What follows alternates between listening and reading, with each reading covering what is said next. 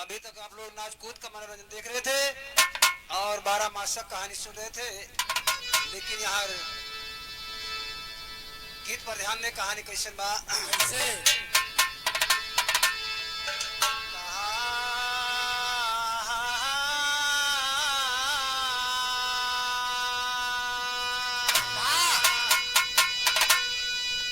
इस बड़ी दुनिया में माता से बड़ा कोई नहीं, इस बड़ी दुनिया में माता से बड़ा कोई नहीं। लाख आई मुसीबत लेकिन मारोई नहीं। तो पढ़ के ममता में बेचारी जान तक भी दे दिया, अब पर नहीं सिकवा कोई बेदर्द दुनिया में हुआ।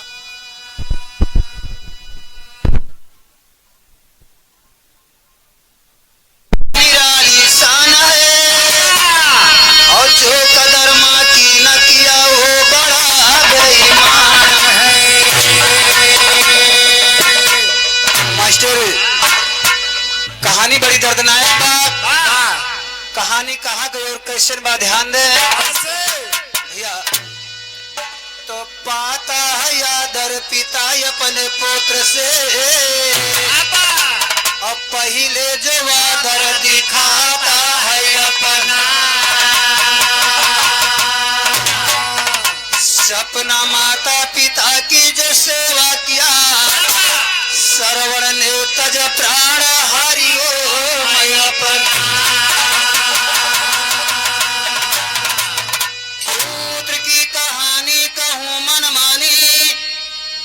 सितंबर सन 75 की घटना।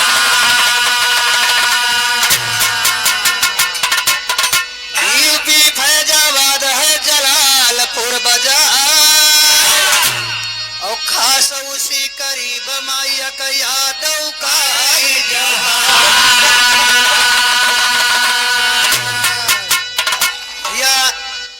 जलालपुर बाजार की कहानी है। एक यादव बिरादर के बात है। देखो अपने औलाद के साथ क्या से क्या करिश्मा करता है मास्टर भैया। हरे दुए प्राणी यादव है आप जनानावा, दोनों सुख से दियवाना का रहल बेटा।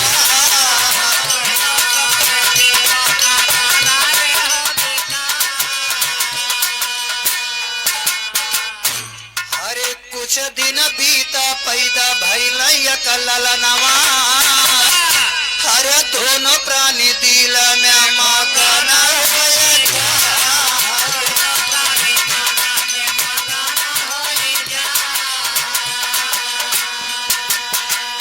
ये मास्टर अब धीरे धीरे बढ़े लागे यादव के ललनवा। हर 7 बरस के जब हो गए कुमार,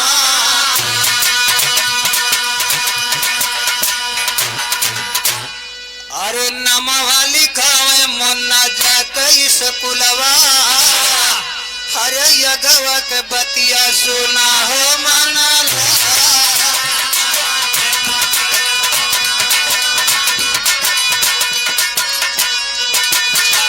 ये भैया अरे भैली स्वर्गवासी माई तजिली है परनवा। अरे अब बाबू गवा के सुनाई जा, अब बाबू गवा के सुनाई जा।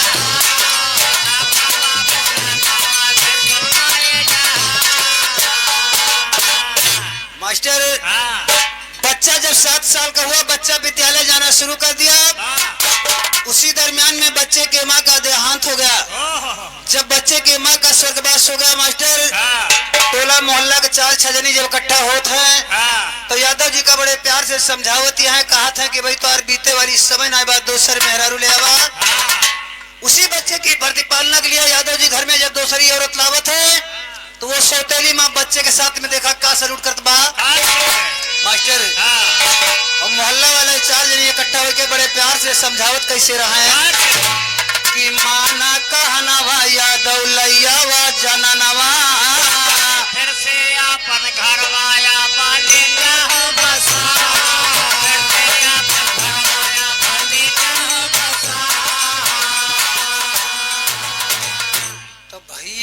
वर्ग दिन के बाद मैं यादव लावे दूसर नाम रहने लगी महल के अंदर करने लगी कारोबार।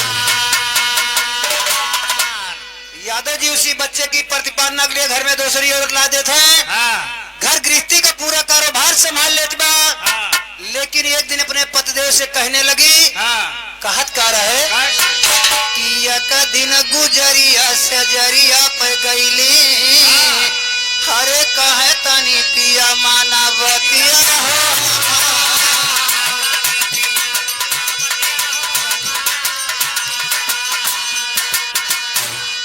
बतावत का है कि हमसे जो है दो चारी ठेला लनवा हरे याद है सब यही कैले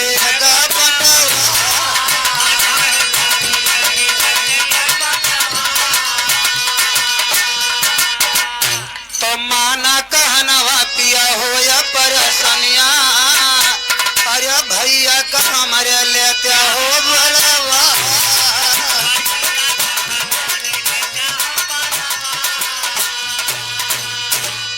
बतावत है का कि भैया हमारा कौनो करी है जतनिया हरे पिया यही ललनवा का वही दे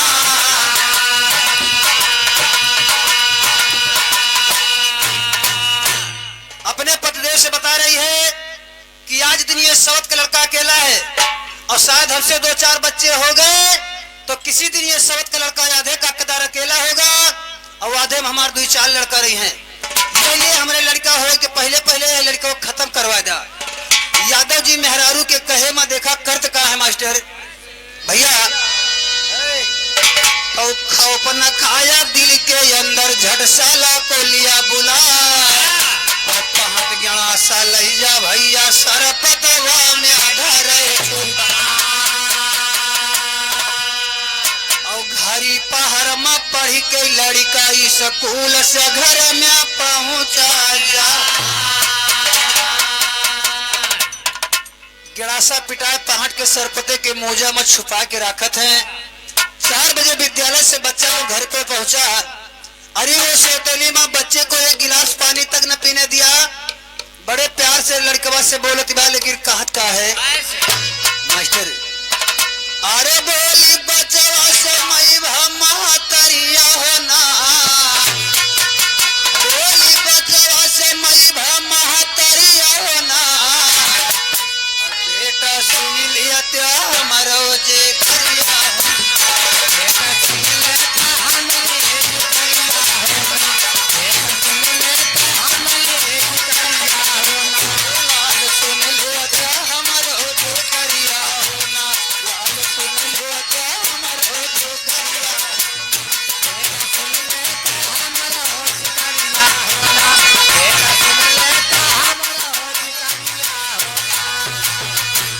बतावत का है कि बाबू कहीं लाल यही पढ़ैया सना बाबू कहीं लाल यही है पढ़ैया सना और तबले हम चली किया कट बयसा नैया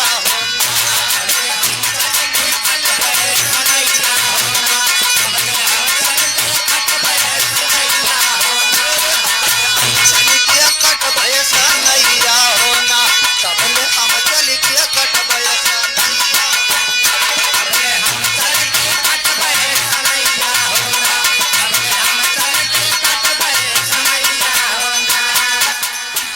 सौतेली माँ बच्चे से बता रही है कि बाबू तो आज सनई खेत में सनई काटत है तुम्हें बोझा उठावे बदे सनई खेत का बलाइन है। 7 साल का लड़का रहे मास्टर अरे अपने बाप का बोझा उठावे बदे सनई खेत में जात बा जहाँ निर्दयी बाप लिए गणासा बैठ रहे।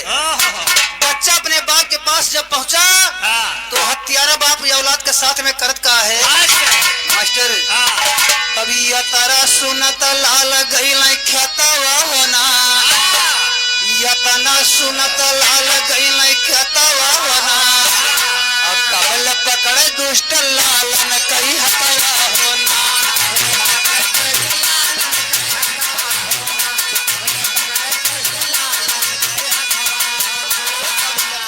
दुष्ट लालन कई हतवा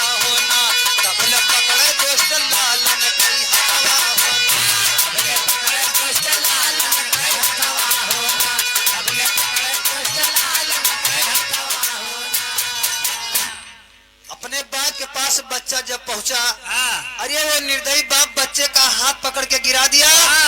लेकिन जब बच्चे का हाथ पैर बांधना शुरू किया मास्टर, तो लड़कवा रोए रोए अपने बाप से बोलत बा, लेकिन कहत का है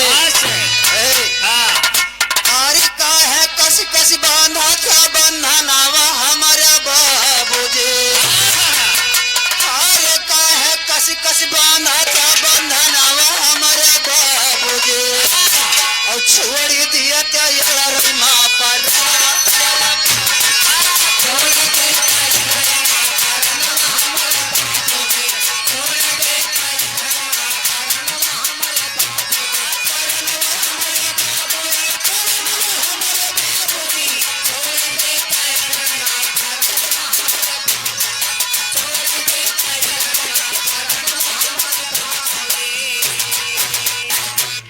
लड़कवा रोए के अपने बाप से और का कहत बा कि कवन गलती करी नाई पढ़ाई रोज जाइला। लड़कवा रो रो बोलत बा बाबू कवर ऐसे गलती के बाटी इतना बड़ा संकट देता है। लेकिन निर्दयी बाप के दया ना आवत बा मास्टर। कहत बा का कि कवन गलती करी नाई पढ़ाई रोज जाइला। और जवन काम पर बाबू ड्यूटी हम बजाइला। हरे याद है पेट काटत बाटी दिनावा हमारे बाबूजी। सुख से कब ना मिलाई भोजनवा हमारा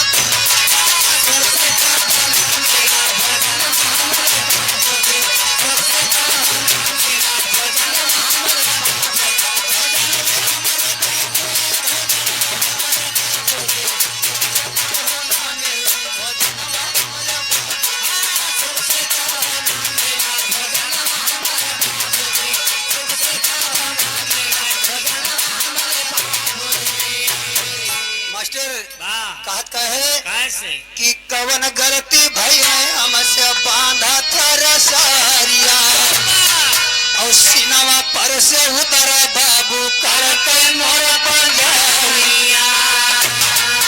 अरे ताता अपने किया कैसु गना हमारे बाबूजी।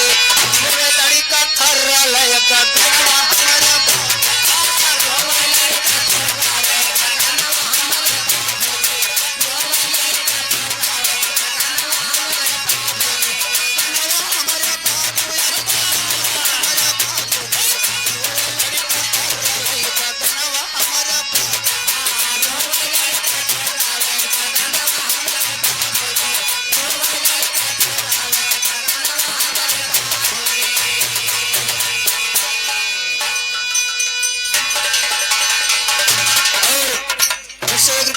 हमारे फूलचंद भैया कटरौली की धरती से अदा कर रहे हैं।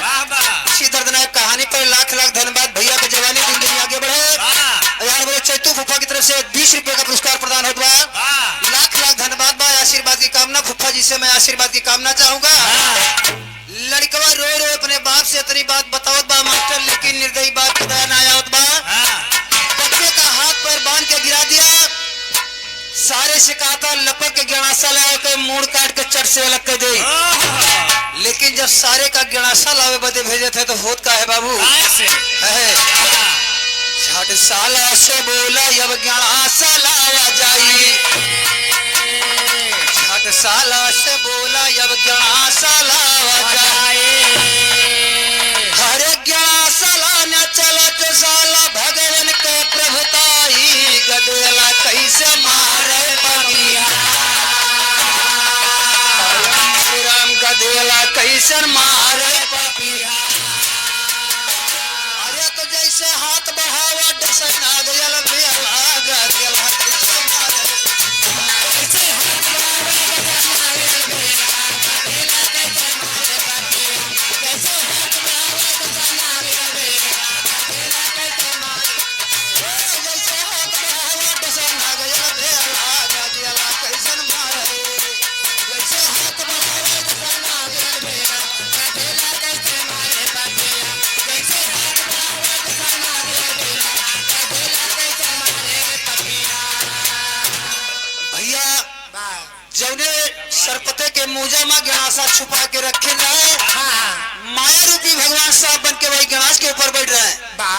जैसे गणास के ऊपर हाथ लगाया तैसे हाथ में सांप काट लिया, गिरा वहीं खत्म हो गया मास्टर। लेकिन लड़का यार अपने बाप से रो रो तब तक और का बोल भैया, अरे कहाँ जबनिया से बोले छोड़ी दे क्या बाबू हो पर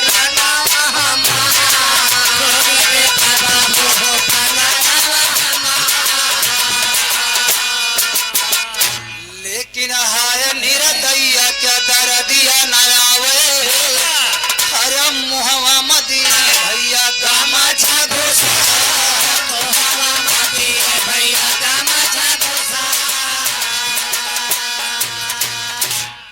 लड़कवा कहते बाबू कौन ऐसे गलती के है यार, सारे के हाथे में सांप काट लिया तो गिरा वही खत्म हो गया, भले सार मरिगा। लड़का रो रो अपने बाप से बतावत है, लेकिन निर्दयी बाप के दया नहीं आवत बा। बच्चे का हाथ पैर बांध के छाती पे सवार होके बैठा सोचत बा इतनी देर हो गया आशा लेके वापस नहीं आए तो करत का है, अरे चला निर्दयी ज्ञान सवा कया न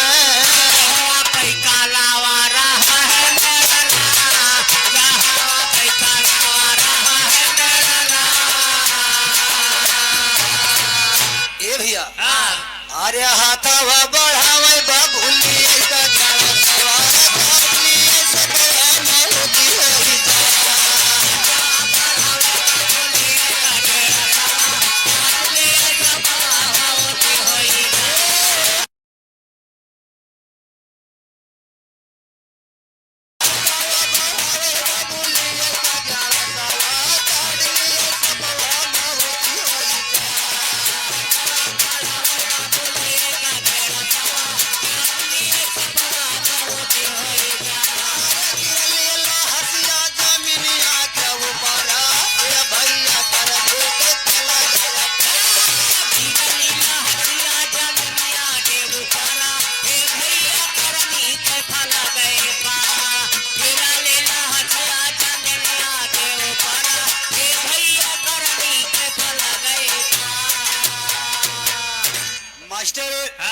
सारे बहनों का तो सांप काट लिया, गिरे खाए किनारे दोनों जन खत्म हो गए, भले दोनों सारे मर गए। लेकिन 7 साल के बच्चे का हाथ पैर बांधा, मुंह में गमछा डाला, उस बच्चे की क्या हाल हो रही है भैया ये मास्टर।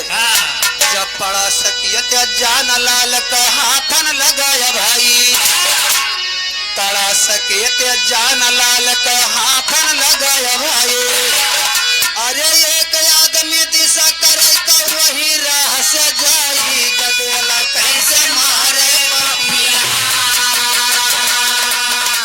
अरे हकीकत जान लाल लड़के का बंधन खोला, गदेला कैसे मारे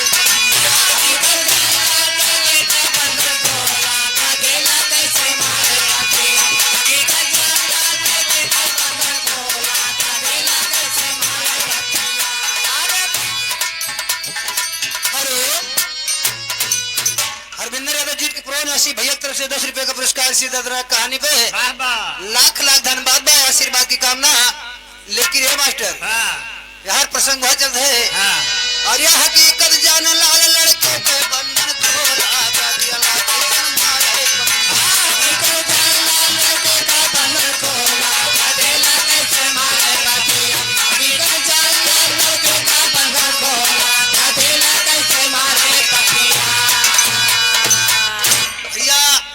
जौने खेतवा में लड़कवा का बांधे रहे, एक आदमी मैदान होने के लिए वही समय से वही खेत में जाए पड़ा। जब बच्चे का हाथ पैर बांधा, मुंह में गमछा डाला, देखत बा अपने लोटा का पानी वहीं रख दिया, बच्चे के मुंह से गमछा निकाला, उसका हाथ पैर खोला, उठाया, उससे पूछने लगा कि बेटा ये तुम्हारी दुर्दशा कौन कर दिया? तो लड़का वही इंसान से रो रो बतावत बा, और पूछत कैसे बा मास्टर, लाया कौन बुलाए तुम्हें लड़का बोला बिलखाई, लाया कौन बुलाए तुम्हें लड़का बोला बिलखाई, अरे बाबू संग मम्मा मरहल सारी हाल बताई, मारई का जना, अरे मोरे राम मारई का जना, और बाबू बांधी बांधना मारई का जना,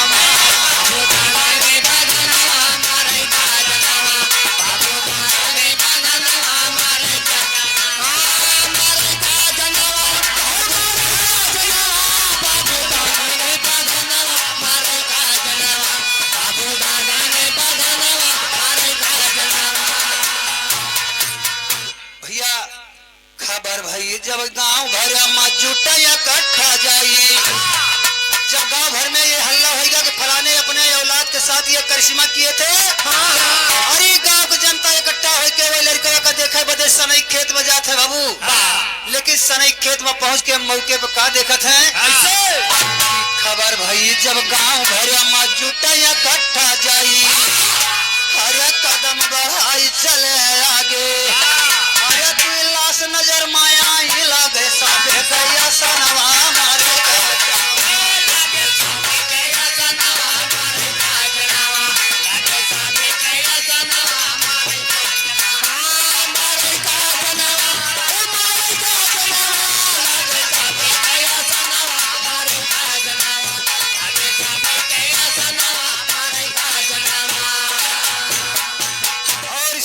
कहानी पर हमारे राघवराम भैया बंदीदासपुर की धरती से 51 रुपए का पुरस्कार अदा कर रहे हैं। लाख लाख धन्यवाद भाई, आशीर्वाद की कामना, भैया का जवानी दिन दिन आगे बढ़े। लेकिन कहानी पर ध्यान दे, कहानी कैसन बा कि खबर भाई जब पुलिस वालों को बच्चे के घर आई, खबर भाई जब पुलिस वालों को बच्चे के घर आई, अरे वह चांडालिन का बांध पिया डंडा को बरसाई हथकड़ी बांध ले गया तनवा मारे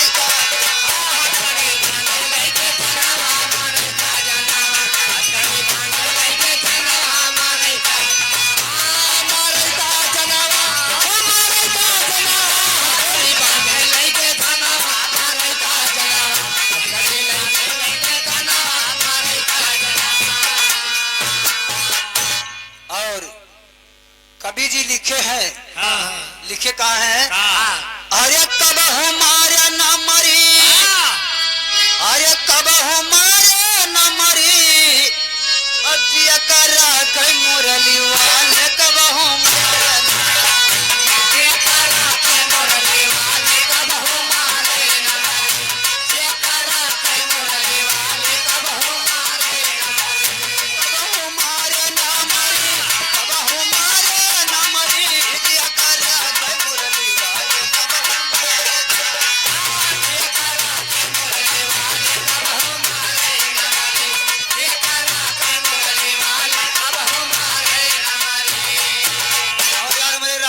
बंदीदासपुर की धरती से 101 रुपए का पुरस्कार इसी दर्दनाक कहानी पर प्रदान कर रहे हैं। लाख लाख धन्यवाद है, आशीर्वाद की कामना। तनी एक लाइन बढ़ा के मास्टर।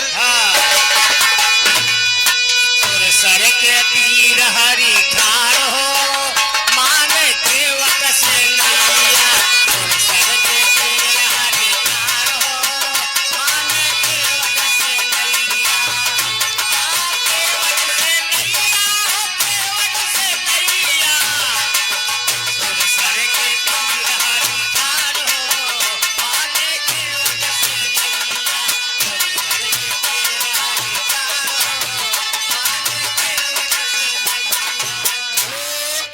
यार बिरौली निवासी वीरेंद्र भैया जीतपुरवा, बिरौली जीतपुरवा निवासी वीरेंद्र भैया की तरफ से 10 रुपए का पुरस्कार इसी दर्दनाक कहानी पे। लाख लाख धन्यवाद। तनी एक लाइन और बढ़ा के मास्टर।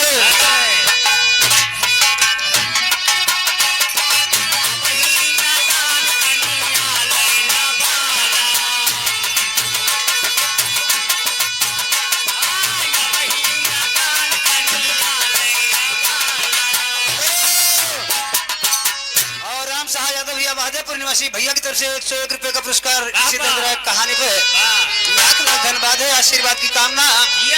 लेकिन यार हमारे मास्टर भैया कहाँ, बहुत दूर प्रोग्राम है, ज्यादा समय ना बा, तो 4 लाइन के एक गीत और सुने के बाद सेवा समाप्त बा। लेकिन एक लाइन भजन सुना दे, भजन